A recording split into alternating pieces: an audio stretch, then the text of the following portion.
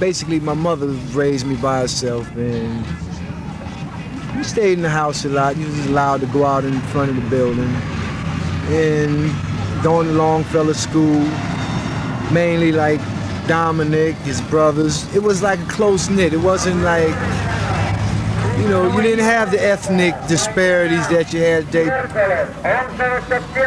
People respected one another's cultures, and, you know, everybody just grew up together being friends, you know. And I think my biggest inspiration as far as playing ball was a guy who lived in my building named Rebound Cox. He's a hell of a jumper. He could leap, right? He was a leaper, and like, he really inspired me. Just watching him play just really inspired me to really play ball. He's about my brother's age. They were playing baseball, start playing Little League. That's when he became active in sports. From Little League, he went to Pony League. Then he went into high school and became a superstar.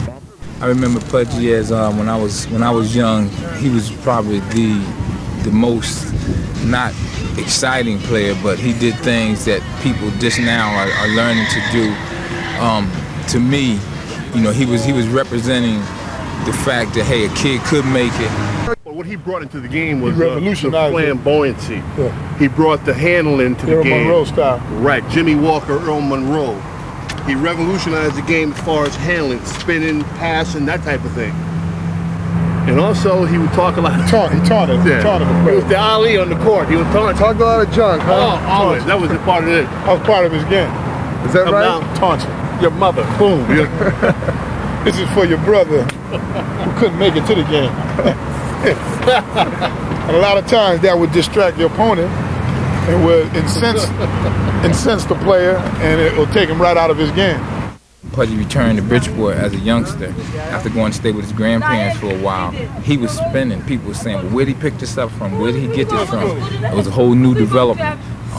He had players even like Walter Luckett thinking, well, you know, where did he learn some of his skills from? But what we was failing to see, a lot of those was God-gifted talent. Stuff was, can't be taught. You can't be taught, you know. It's a blessing, you know. God blessed him just to do those type of things.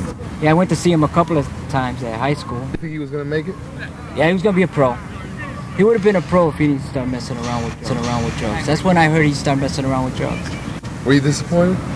I was in the service, I heard about him. My brother told me. I called home one day and I asked about him.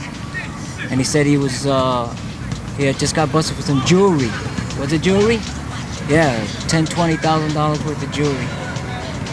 Then I said, oh, he must have got in heavy on the drug side, you know? Because he stayed away from drugs for a while. I remember, all he wanted to do was smoke reefer. Is that right? Yeah, that's all he did. Smoke, then smoke reefer and drink. I started dabbing a little bit, you know, and then I quit. Then went back, Matter of fact, you know. I ran into what's his name up in Florida, Luckett, and he told me about you.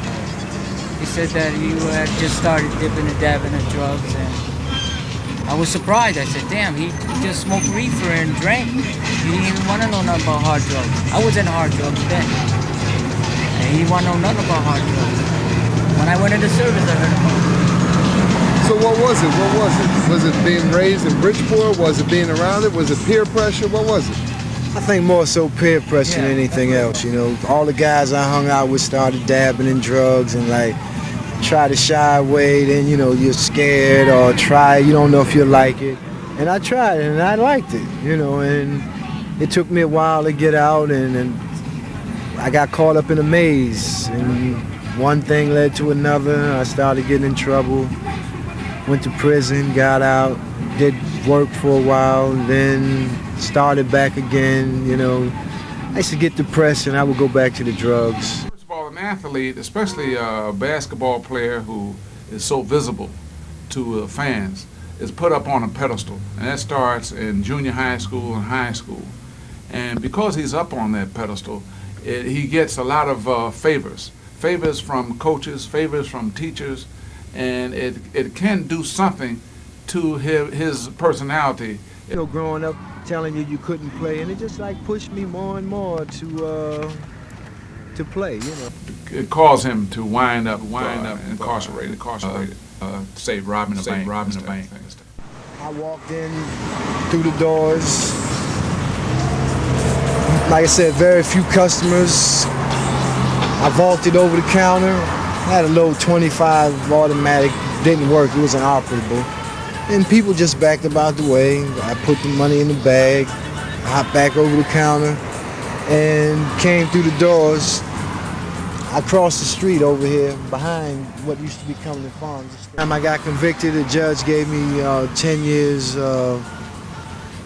in federal prison. And I went to... For how much money? About $6,000. So you spent 10 years in federal prison? I spent about, well, at that time I think I did about 4 years. The second time, which the bank offense occurred up in Hartford, got about $40,000. And I ended up doing 9 years. I think that's when it really turned around. I was in New York, you know, and kind of turned it around. You know, I kind of equated $40,000 with 9 years of my life, and it was like it kept coming up error, you know. To see him come back and just to see him with a whole new positive attitude, it's going to give a lot of other people a chance to say, well, wait a minute, I'm not done yet, I'm not finished yet, you know, maybe I can come back. And I'm very happy to see him back, and I'm happy to see him working with young people and trying to help them, or trying to prevent them from making the same mistakes that he made. I think he's an excellent counselor. Helping them out. I guess the best part is that we know To talk to or somebody to listen to, you know, I'm trying to be there for them. Your experiences, do you call upon that when you talk to the kids? Basically, and every time I talk to a kid, school, different teachers, how I dealt with different situations. Look back at your life and say, damn, I could have had it all. I do, but now I look at that I don't think that's what God meant for me. I think what I'm doing now is what God had in mind for me to work. Yeah, he's doing real good now. I talked to him, matter of fact, when he came out of jail. You know, All right. he's heading in the right direction. He's heading in the right direction this time. Raymond Andrade. His mother thinks the change he was looking for himself didn't come fast enough, and he turned back to drugs. The Satan, she says. This is how it ended for 39-year-old Raymond Andrade. Bridgeport police say Andrade pulled a gun on a cashier at the Crown Budget Market at about 5:30 last night.